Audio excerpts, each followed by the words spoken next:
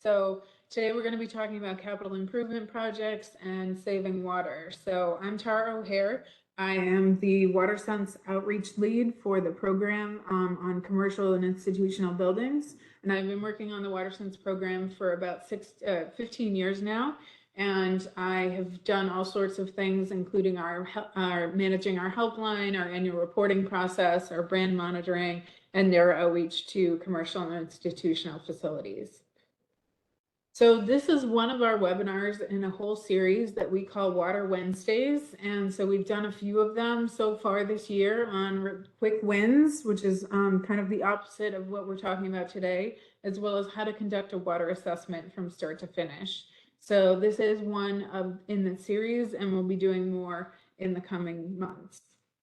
So today's agenda, we're going to talk about how to identify some large projects, how to calculate costs and benefits of those projects so that you can then evaluate them and determine which ones you actually want to implement at your facility.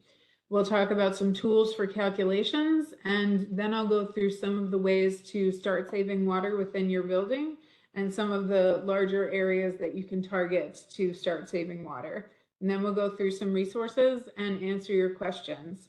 So as Rosemary mentioned, if you have questions, please type them into the chat and we will get to them at the end of the presentation. So how do I define capital improvement projects? So we kind of broke things out in some 3 buckets. Quick wins are things that you can do with a low level of effort and a low capital expenditures, if any. And they tend to be things that are changes to operation and maintenance procedures and low cost retrofits or replacements. So we did that webinar a couple months ago. I forgot to update that date on the slide, but that webinar recording is available for you to listen to. Today we're going to be talking about moderate and large scale projects, which are those that require more investment and effort and usually require a water assessment to be done beforehand, and that you can use the information from the assessment to prioritize projects and start to get them funded. So to get things started, I just wanted to give you a quick intro into what WaterSense is, and so that you're aware of what the program does. So WaterSense was a voluntary program that was started by the EPA in 2006. And the whole point is to provide a simple way for businesses and consumers to identify water efficient products, programs, practices, and homes. The WaterSense label is the one that you see here on the slide on the right-hand side, and that's found on products that have been independently certified for water efficiency and performance. Back in the early 90s, when low flow products first hit the market, they didn't work very well. So each one of the specifications that WaterSense created has performance metrics in it and is tested for performance before it can receive the label, so that you can be confident that you're going to receive a water efficient product that will actually work as well as standard counterparts. So the WaterSense label can be found on 8 different product categories in both indoor and outdoor environments. So the indoor products are things that you find in both private and public restrooms. So we label water efficient shower heads, laboratory faucets for private restrooms, tank type and flushometer valve toilets, as well as flushing urinals. We do not currently label public faucets that are found in more public restrooms because this national standard is already so low in that area, so it doesn't need to be differentiated by a label. So the outdoor products are a little bit different. So we have 2 types of irrigation controllers. We have both weather-based controllers that get information from a local weather station to determine if watering is needed. And we have soil moisture-based sensors where it's a little sensor that actually sits in the soil at the location and measures the amount of water that's in the soil and determines if watering is needed. And then we also have what are called spray sprinkler bodies, which are basically regulating the pressure inside of a sprinkler head. So we use those products together to make sure that the irrigation system is as efficient as possible. And then we have both, we have about more than 43,000 product models that have earned the label to date. And we've also worked with Energy Star to include water factors in several of their specifications. So if you're looking for new products, you can look for both the Energy Star and WaterSense label and know that you're getting an efficient product. So I just wanted to give you guys a quick overview of some profiles of water used at different facility types so you could get a sense of how much water is used where. So we just put this together as kind of a general overview. Every facility is different, so a water assessment is usually needed to find out where water is being used specifically in your facility. But there are some main areas that are generally large water users that can be good targets in most buildings. So the first one you'll see is the blue bar at the bottom. That's water use in restrooms. And that is generally 30 to 40% of water use within a commercial facility. So it's usually a good target for water savings. Next is the red bar, which is for the mechanical systems, including cooling and heating. That's generally 20%-ish of the water use within a building, so it can be a good target as well. And that one uses quite a bit of energy, so it can be a good place to get both energy and water savings. And then finally, the green bar is the outdoor water use, which can be 20 to 30% as well, depending on the size of the landscape, the plants that are in there, and the amount of watering that's needed for the location. So as I mentioned, these are just general overviews. I recommend that you do a water assessment of your facility to find out how water is actually being used in your facility, and you can kind of go from there to find out where to start saving.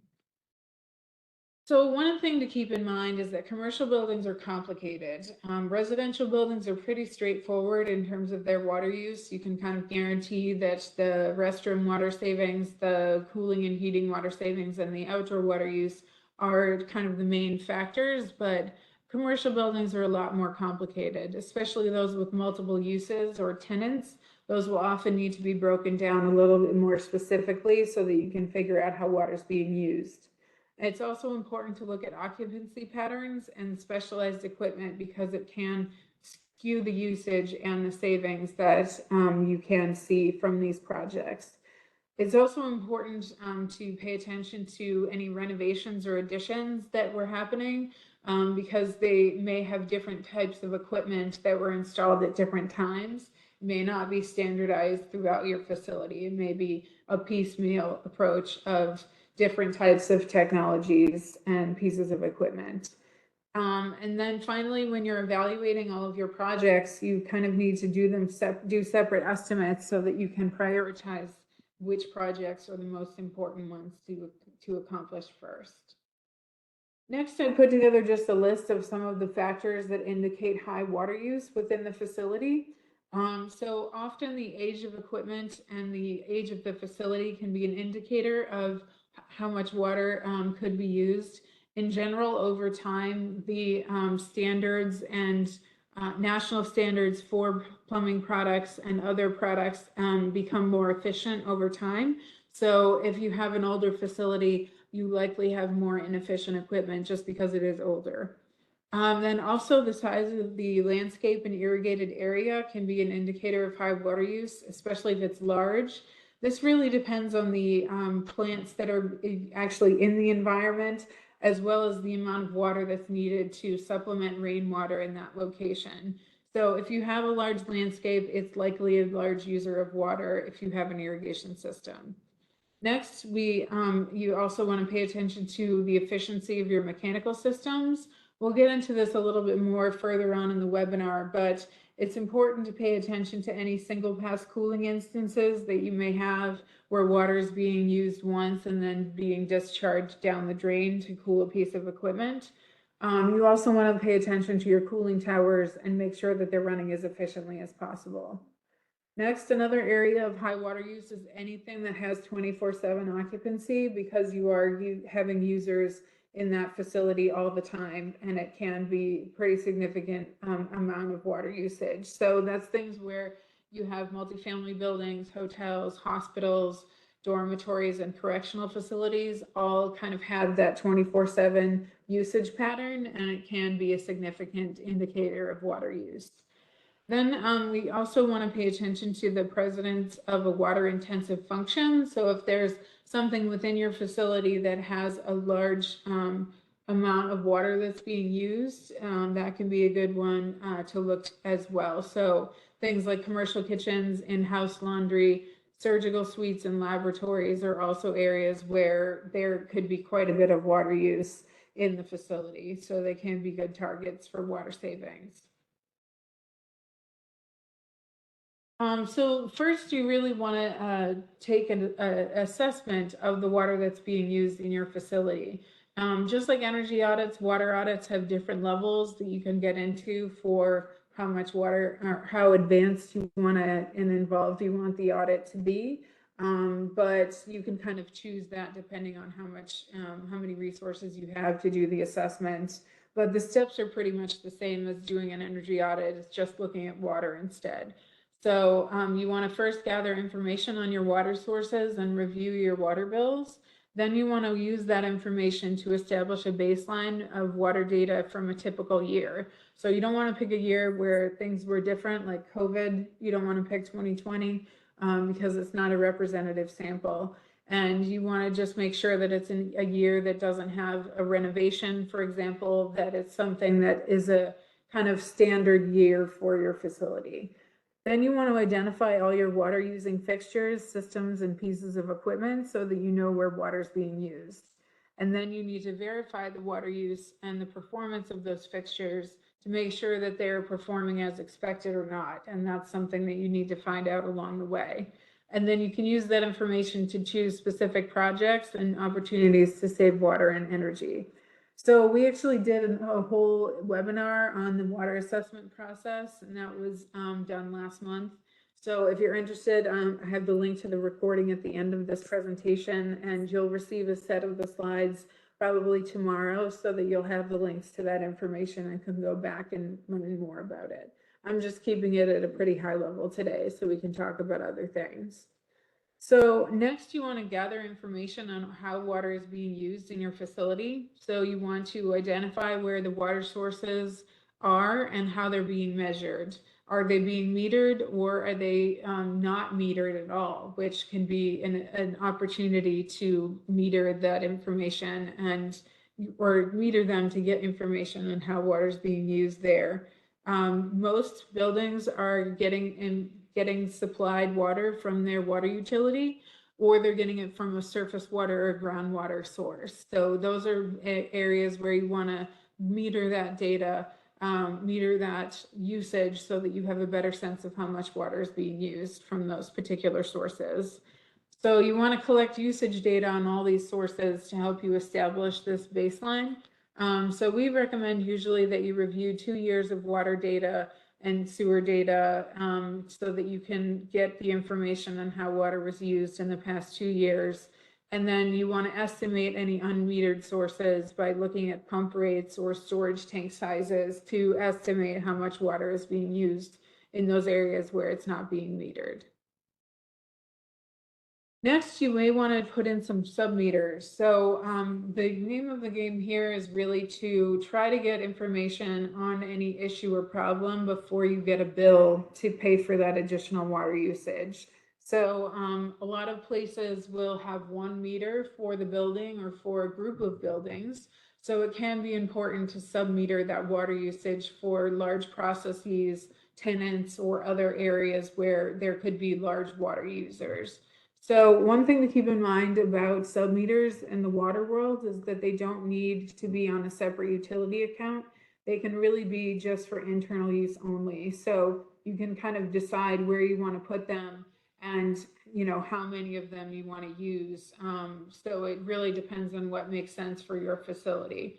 But you may want to consider temporary flow meters or other monitoring devices like acoustic leak detection devices, because they can be moved. Some of them can be moved around the facility and used in multiple areas. Many of them you can actually set up alerts so that you can quickly identify that there's a leak or a problem with the equipment. And that can be really helpful to allow you to fix the problem almost immediately and get that resolved so that you don't have to get a surprise on your bill when you actually get the information at the end of the month. So we have kind of a rule of thumb that you want to submeter any system that's using more than 1,000 gallons per day or 100,000 gallons per year. So that would be things like tenant spaces, irrigation systems, cooling towers, and single pass cooling systems, just to make sure that you have a sense of how much water is being used by those large water using areas. One area that you may want to consider is electronic monitoring.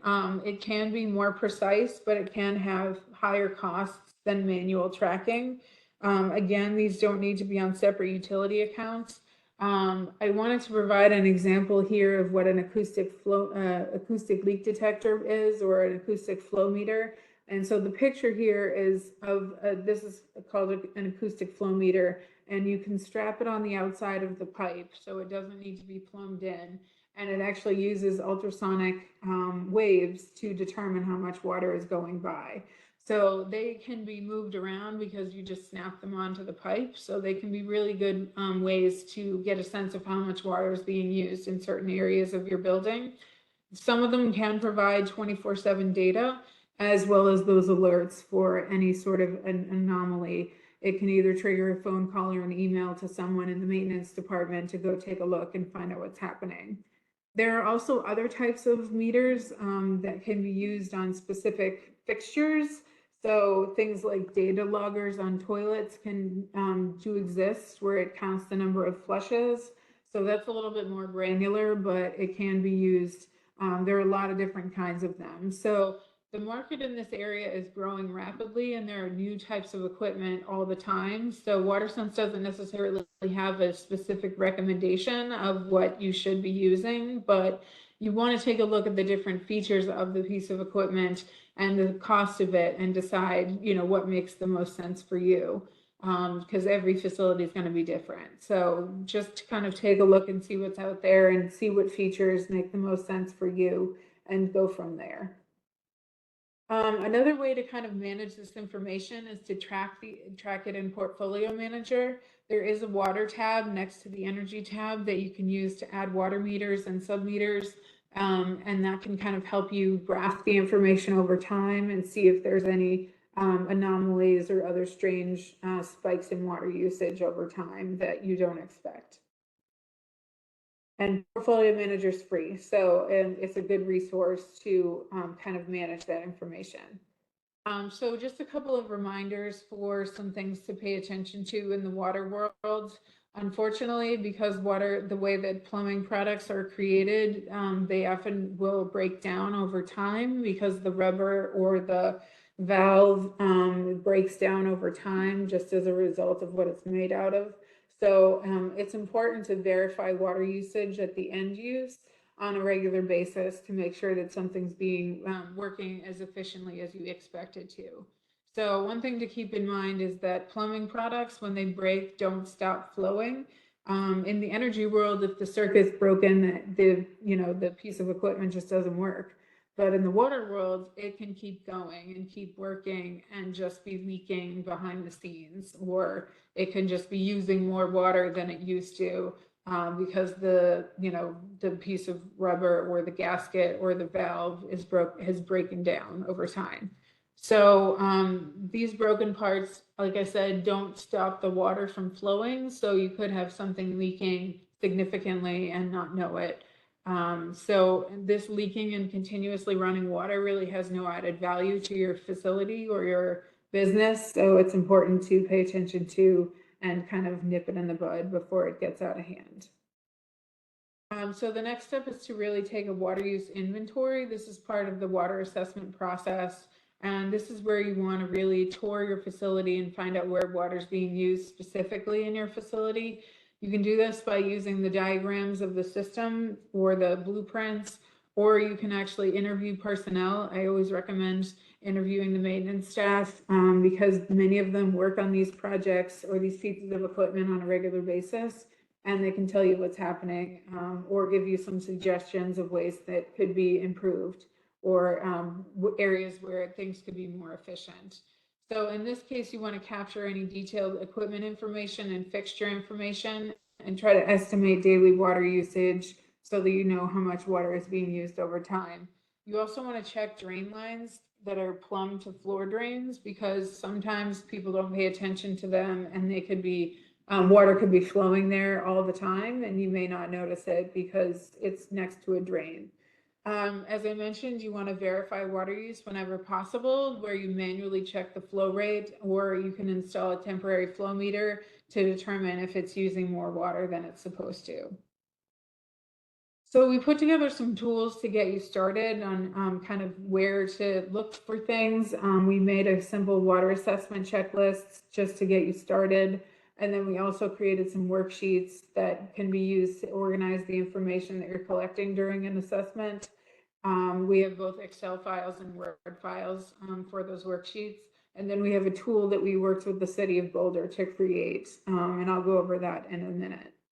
But these are all examples of things that you can use to get started.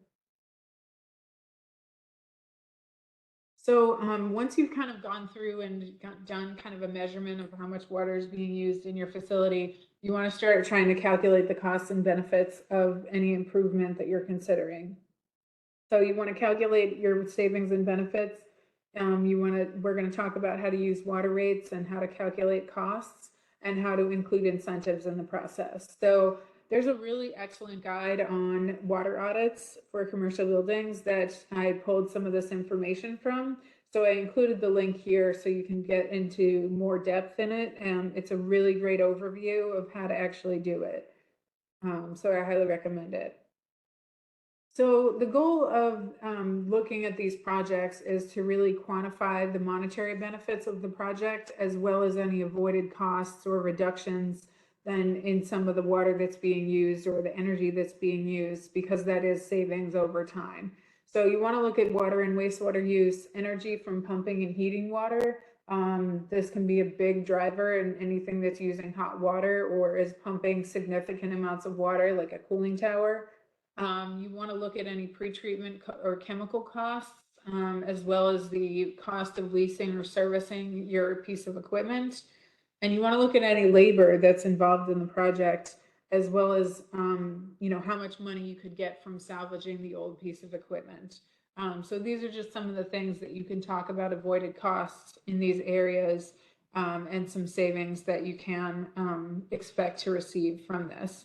You also want to put in any rebate amounts that you can get from the local utilities, because they can be really significant and can help really boost the benefits of doing a project. So one thing to keep in mind is that water rates don't tell the whole story, because honestly, when you have water that's being used in a commercial facility, you're actually paying for that water twice.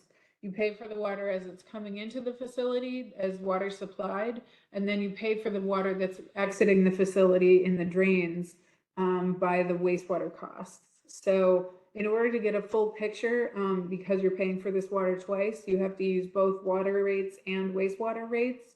And I encourage you to also include some information about fees that may be associated with that as well. So it's important to use those water and wastewater rates together to get the most accurate costs and savings numbers for a project. One thing to keep in mind is that there are many different types of water rates. This is really just a variable depending on how your water utility charges for its water use. And so in many cases, there are volumetric tiers. So the water rate will increase as you use more water, is kind of how it works. And this is called an increasing block rate, where each increment of water that's used gets a little bit more expensive over time to encourage you to use less. So in the case, if you have, like in that previous example, you can see here on the left side that there are 4 different tiers based on how much water is being used. So in the case when you have different tiers like this, you want to use the most expensive water rate first, because you will that'll be the amount of water use that you're paying for as you're in those higher values of the volume that you're using. And then as you bring your water use down, you can then use the lower rates as you get closer to the lower volumes of water used.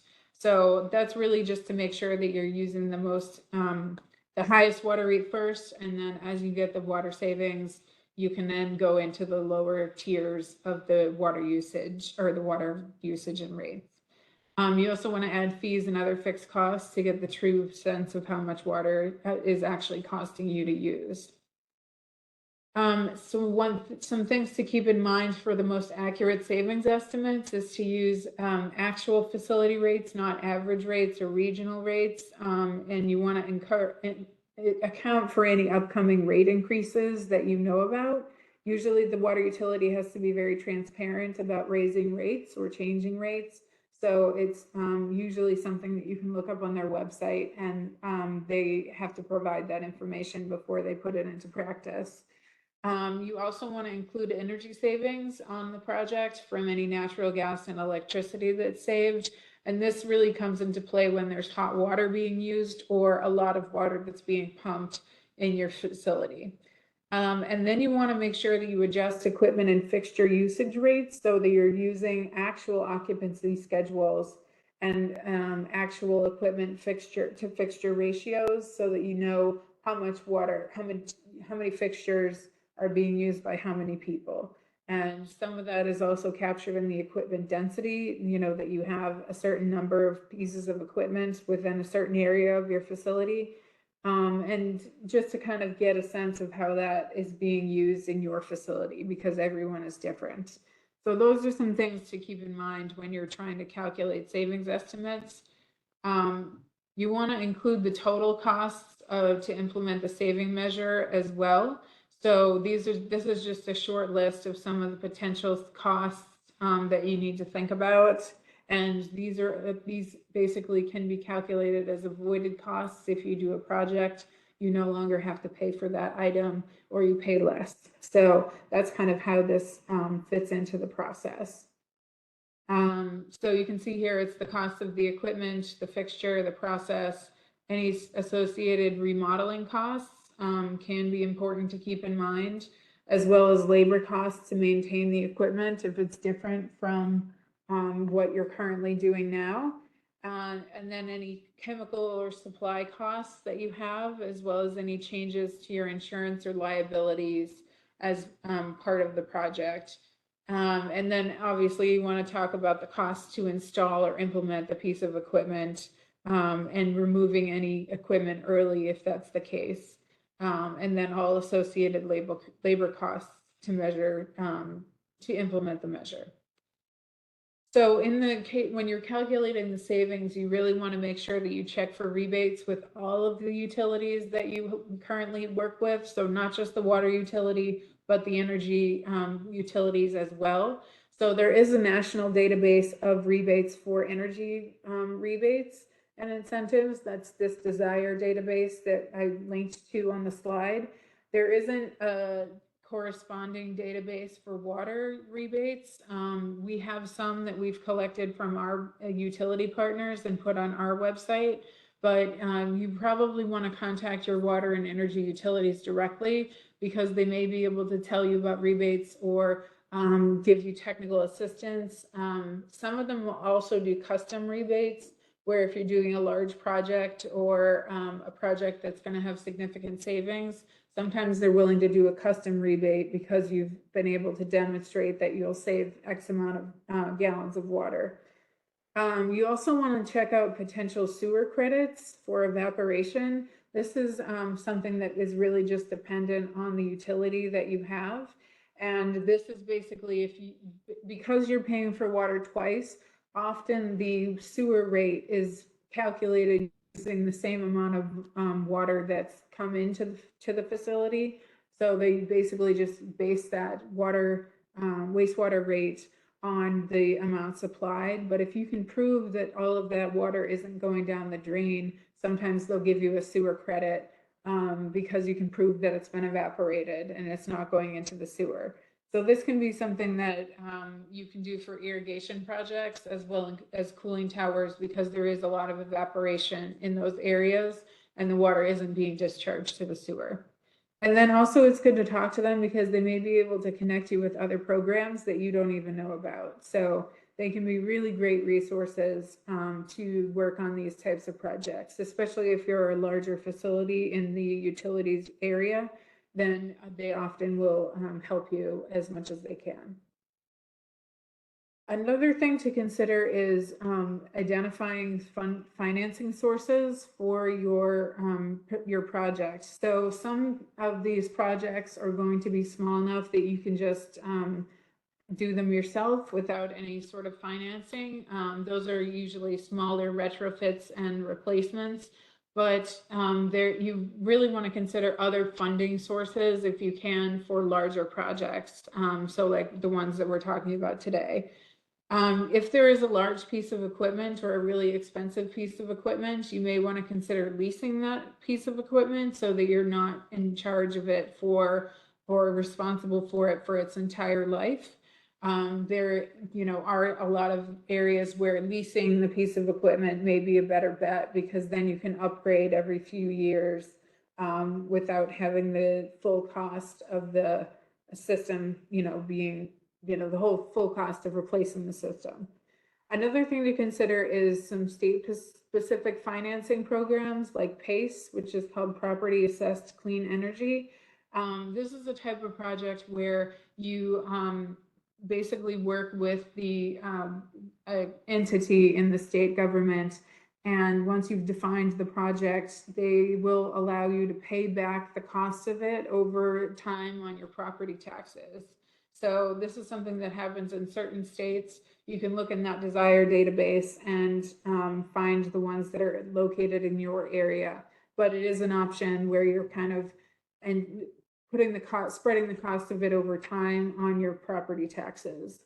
Another option is performance-based contracting, and this is one where you may find some private financing for a water management service contract or an energy service contract.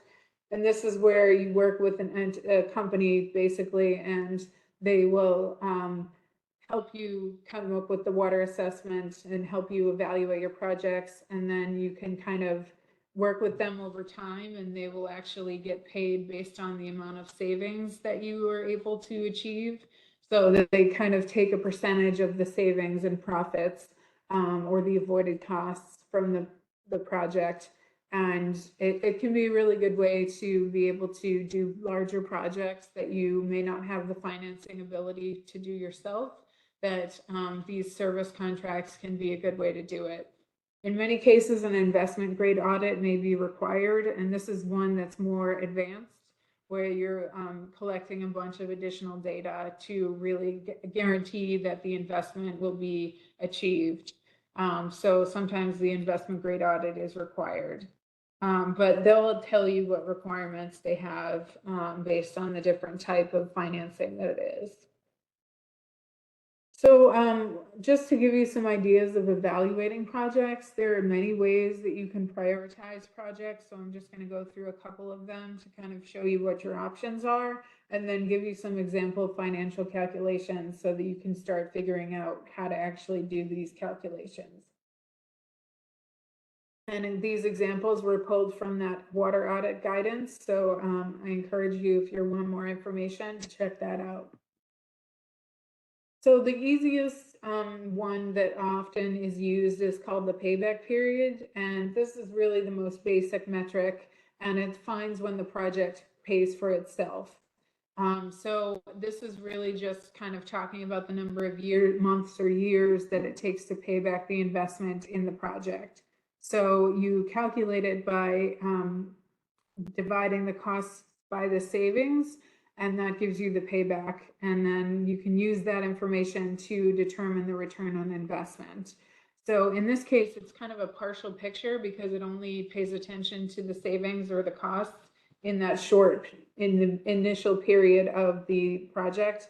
It doesn't talk about the savings over the life of the project. It's just, when the project pays for itself. So if you were to retrofit a bunch of toilets in a facility, and you were able to then calculate how much water savings that you'll get over time, then you can calculate when the costs will actually be offset by the savings.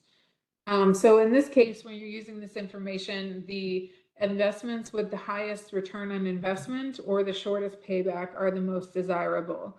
So that's the way that you use this information. Another more complicated one is the net present value, and this compares the costs and benefits over time in today's dollars. So this is often what is used in finance departments because it is able to give you that larger picture over time.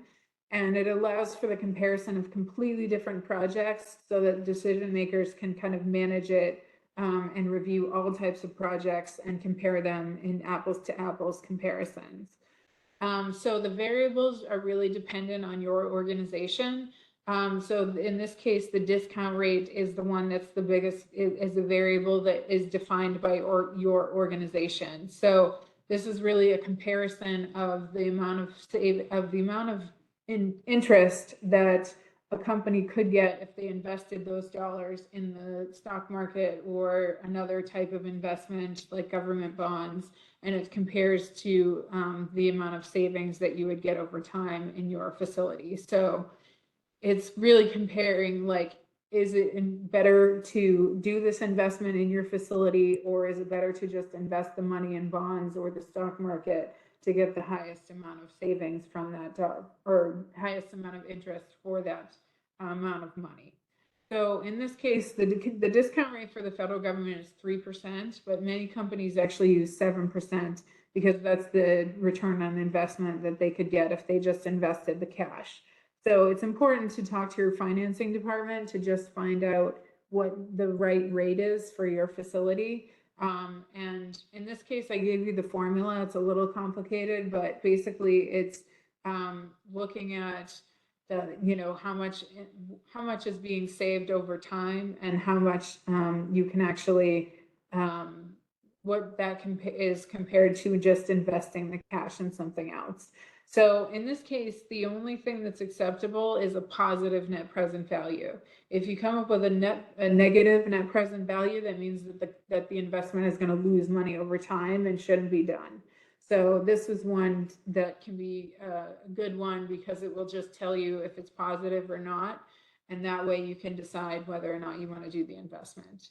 So I included the formula here as well as the Excel formula so that you can figure out how to do this on your own. And it's a little more complicated, but it is often the metric that financing departments require. And when you're considering investments in different parts of a facility, you may need to use this formula.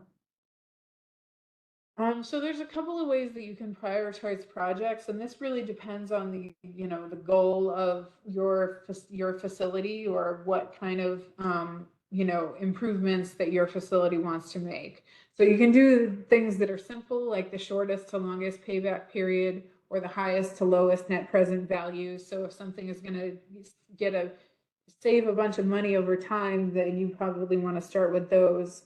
Or you might want to start with something that's the highest potential for water savings.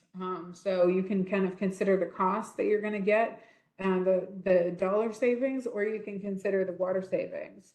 Another one that some facilities do is they also look at the most visible to least visible.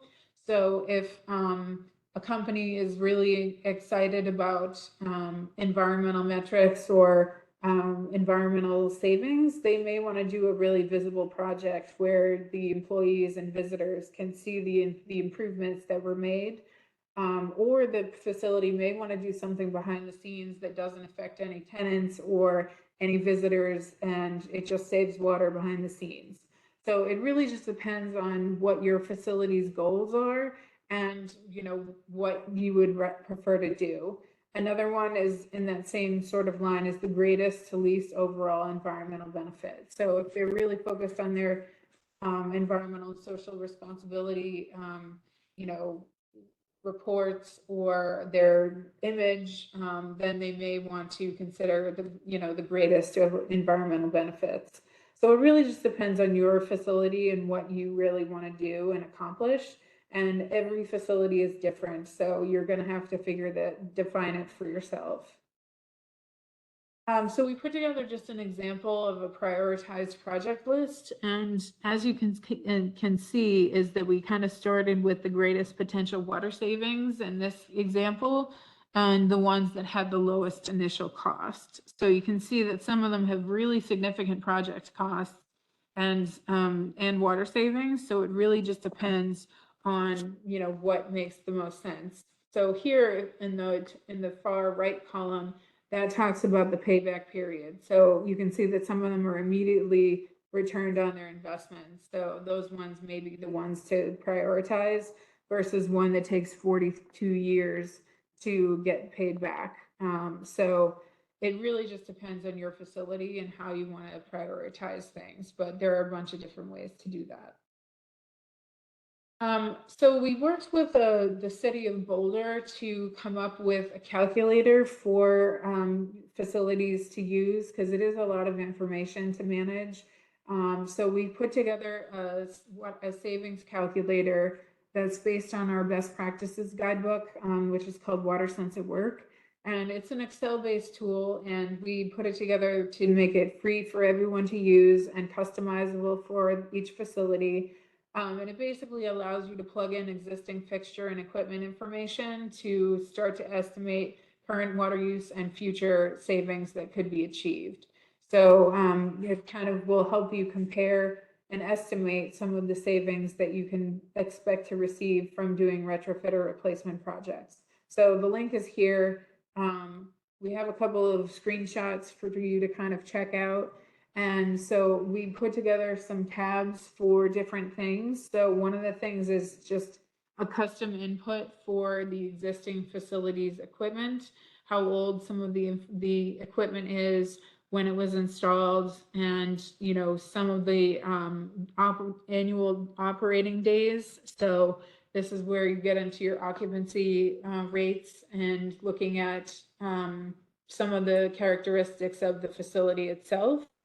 And then after that, there's more detailed tabs where you can actually put in information about each piece of equipment and different fixtures. So there's detailed input tabs for different pieces of equipment. So we have one on appliances, one on kitchen equipment, for example. This is the one on kitchen equipment. So you can see that it talks about ice machines, and it also talks about food disposals and cooling towers as some other systems in the facility. So it really just gets you to kind of consider some of the savings. So it allows you in those tabs to put some of the information in about the fixtures that you have and how much water is being used in those fixtures. And it'll give you some savings estimates and some replacement options for you to consider. So you just kind of go through, and at the end, there's a summary tab that has information on the initial payback and some estimates on savings. So it kind of helps you to organize the information and does some of the calculations for you. So it can be a really good place to start to organize your information. And it also allows you to put in rebate information so that it will include that into the savings calculations. So I highly recommend it if you're looking for something to manage the data. This is a really good free tool that everybody can use. And it'll give you some potential projects as well to consider. So some things to consider that you want to check before you do a retrofit or replacement project. It is pretty important to check the compatibility of your plumbing system if you have an older building with new fixtures and systems. So in this case, you need to consult a plumbing engineer to learn about the constraints of your plumbing system because every system is different. So it's important to consult with a plumbing engineer to figure out if your system is compatible with whatever new piece of equipment you're considering installing, so that you find out ahead of time if there's going to be a problem. So in this case, for example, you want to have them inspect drain lines for damage or wear before you install new toilets or urinals. That's just an example of something that if your drain line is damaged, if you install new fixtures that use less water, it can make it so the waste doesn't get pushed out of the building into the sewer. So it's important to make sure that your system is compatible with the newer equipment. And so, for example, if you're putting in waterless urinals, you need to make sure that there's a water source above that that will flush the water, will flush the system a little bit so that it doesn't have solids accumulate in the actual drain line. And another thing to consider is if you're going to do retrofits, you may want to start with a pilot of a few fixtures in different parts of the building to make sure that it's going to work as expected before you go ahead and do a full replacement of all of the fixtures. So that's just something to consider before you do it. And then I have a couple of things that you can consider as areas to start on. One is to look for leaks in any water waste. So leaks in continuously running water can be about 6% of water usage. And this can be found in your monthly bill, or if you're tracking your water use over time with submeters or meters. And really, you want to find these problems and malfunctions during the water assessment or an equipment inventory, because that'll tell you when some of the stuff is, when there's a problem. Or you can get an alert from a leak detection device or a failure abatement device. Or you can actually get it through doing a walkthrough of your facility.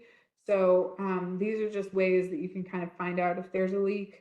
And another one is that your employees and your visitors can be your eyes and ears on the ground. So if you give them a way to report that there's a problem, they may be able to tell you that something's an issue and you can address it as quickly as possible before you get a large bill. And really the name of the game here is to avoid property damage and damage to your systems and equipment. So it's important to kind of pay attention to these leaks and water waste. Even though you may think they're simple and small, they can really add up over time. Another area that you want to look at is your restrooms. These can account for up to 40% of water use in your facility, so it's important to pay attention to them. If you have older fixtures that were installed before 1994, they use 3 to 5 times more water than a newer efficient model. So it's important to consider replacing those if you have those really old pieces of equipment. In this area, water savings is dependent on user behavior, so your occupancy data will be key in analyzing your savings potential for a project. So you just want to pay attention to kind of, the user behavior or the number of users per per fixture, because that'll help you estimate your savings that you could achieve. And you want to make sure that you educate users and conduct regular maintenance to achieve the greatest possible savings. And then in the small scale, you want to replace your faucets and aerators and shower heads. An aerator is just a little piece of pipe that screws onto the end of a faucet where the water comes out, and it has a little screen in it usually, and it'll manage the amount of water coming out of the faucet. So those are really cheap. They're about $5 to $10, and they can give you significant water savings from those fixtures. If you're doing a larger scale project, that would be a toilet or urinal retrofit. And again, those are ones that you want to consider rebates for, because they are often rebated and can get significant savings over time. And that's when you want to really consider the rebates, as well as doing a project in certain areas as a pilot before you do the full scale retrofit. So that's kind of a larger savings information. So I just put together a quick chart of the different levels of water usage for WaterSense labeled fixtures, so that you can see where WaterSense labeled products are available and what the flow rates are of those products. So as you can see here, we have WaterSense labeled products in every category except for public restroom faucets, because they're already very low at 0.5 gallons per minute or 0.25 gallons per cycle. So those ones are already very efficient, and the rest of them are all WaterSense labeled. So WaterSense labeled products are available in every price point and every style or feature. So you can kind of look and see what makes the most sense for your facility, and you can often find something that's WaterSense labeled and is aesthetically pleasing, or within your budget. So next, you want to target your mechanical systems, because they can be up to 30% of your water use. Because there's such a high volume of water usage in this area, it's a good one to submeter so that you can check for leaks and inefficiencies. This is especially true for anything that uses hot water or steam, because there is so much energy that's involved in hot water and steam. In this case, you want to minimize single pass cooling, which I'll talk about in a second, and maximize your cooling tower cycles of concentration. That's just the number of times that the water is reused within the cooling tower before it's discharged to the drain. So I'll explain that in a minute. So single pass cooling is, or once through cooling, is basically where a piece of equipment uses water to remove heat and cool the equipment. And in single pass cooling, the water is just used once before it's sent down the drain. And this actually uses 40 times more water than a cooling tower to cool the same heat load. So it's one that you really want to consider getting rid of if you possibly can. So the types of equipment that use single pass cooling include things like ice machines, vacuum systems, air conditioners, air compressors, usually something with a motor in it because you have to cool the motor. If you can minimize your single pass cooling systems, you can minimize the amount of water that's flowing through it to match whatever the manufacturer recommends. Or if you can, you should replace it with air-cooled equipment because it is so much more efficient. If you can also reuse the water in a closed loop recirculating system. So you can connect it to your chiller or your cooling tower, because then it will actually use water will recirculate in the system before it's discharged. So those are some ways to kind of get around that. And just to kind of demonstrate the potential savings, we put together a little picture, some pictures for you. So on the left-hand side, you can see that's a garden hose at kind of a trickle, and that's about 1 gallon per minute or about $5,000 per year. And then if you have a full water hose at full flow on the right side, you can see that's about 6 gallons per minute. And that adds up very quickly to about $33,000 a year in water usage. And this is based on the national average of commercial water use, commercial water rates. So this is just to kind of demonstrate that there's, you may think it's a low level of water use, but it adds up very quickly over time. As I mentioned, cooling towers can be a significant use of water. It can be 20 to 50% of total facility usage, and it uses a lot of energy because it's pumping water continuously through the system. Cooling towers are built to evaporate water to remove the heat from the system, so that's not the target for water efficiency. We want that evaporation to happen. So we look for water savings in other areas. In this case, you want to monitor water chemistry and flow. So you want to submeter the makeup and blowdown lines of the system. The water is basically reused in the system multiple times, and then based on the dissolved minerals within that water, the system can discharge water if it's getting too concentrated. If the minerals are building up in the water usage, then it needs to be discharged to the sewer and replaced with clean water, or new water, I should say. So you can manage this system where you're looking at the ratio of water that's discharged to the ratio of water made up, where it's added back to the system. So you can do that by measuring conductivity data. That's basically looking at the dissolved minerals within the water, or you can look at the ratio of blowdown to make up water. And this ratio is called the cycles of concentration, and that's basically just an indicator of the number of times that the water can be reused before it's discharged to the sewer. So this will be, like 3 cycles of concentration. So it's used 3 times in the system and then discharged, or it could be 6 cycles of concentration. So really the name of the game here is to maximize the number of times that water is recirculated through the system before it's discharged. So this is something you can keep an eye on by yourself, or if you're working with a water treatment vendor, you can talk to them about your water efficiency goals, and they often provide reports with this information in it already. So you can use those reports to monitor your system over time and really pay attention to how much water is being recirculated.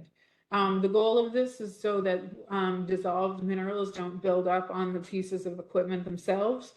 So like scale buildup and mineral buildup will destroy your system over time. So that's why they need to be, clean water needs to be added to the system on a regular basis to make sure that those minerals don't build up over time. So you can do this with your cooling tower vendor, and it's something that you can kind of just keep an eye on in the reports. So outdoor water uses are always important as well.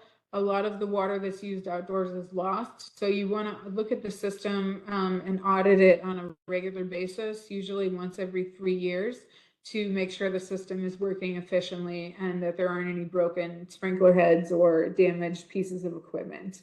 So WaterSense actually labels certification programs for irrigation professionals. So if someone passes the test to prove they have water efficiency knowledge, they can then get on a list that we have of certified professionals.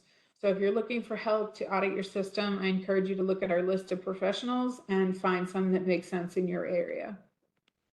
And then there's also service providers. Energy Star has a good list. Most of the energy providers will also do water. And so you can kind of take a look at the most, they have a list of the most frequently used providers on the website. So you can check out some of those that do a lot of work and see which ones are available in your area.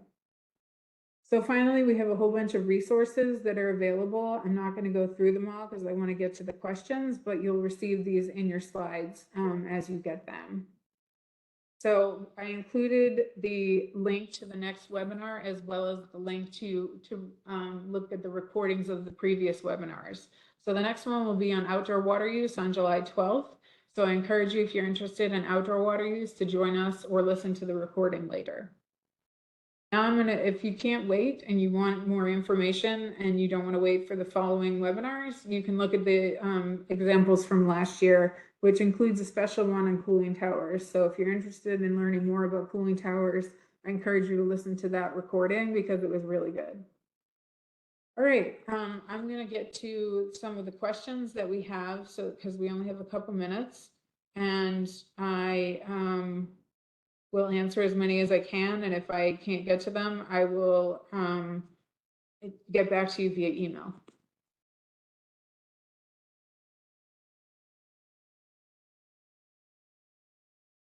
Okay. So are you aware of rebate and incentive databases for Canada? I'm not, but there might be some. I would just Google it just because, or it's probably easier to just look at the website for your utility because they often will advertise the rebates on their website, or you can contact them directly and find out what's available for you. That's probably easier than looking for a database for the whole of Canada. We have a utility person who is very helpful. And so some utilities do not use the term evaporation credits. They instead refer to them as a sewer fee adjustment. So if you're contacting your utility, you may want to use both names just to make sure that they're, they may not refer to it using that name. So you might want to use both the evaporation credits and sewer fee adjustments when you're contacting them.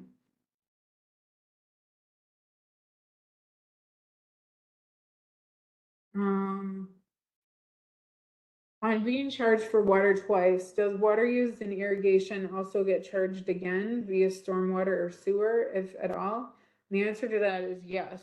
The amount of water that is charged for sewer fees is based on the amount of water supplied in almost every example that I've ever seen.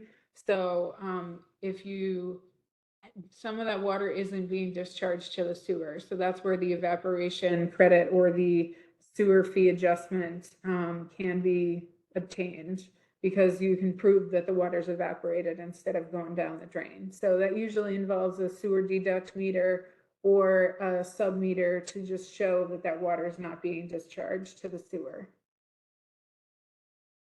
Do WaterSense representatives do on-site assessments? So WaterSense doesn't have a list of service providers for water assessments. We have a list of certified professionals for irrigation systems only.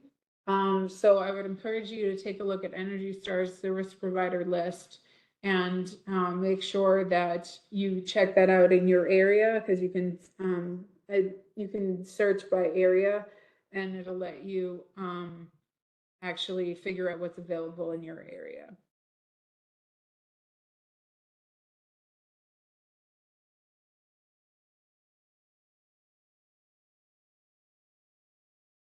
And the same thing, somebody asked if you recommend a company to do a complete water assessment for higher education institutions. There isn't a specific company that I know of, but I would check out that service provider list and see what's available in your area.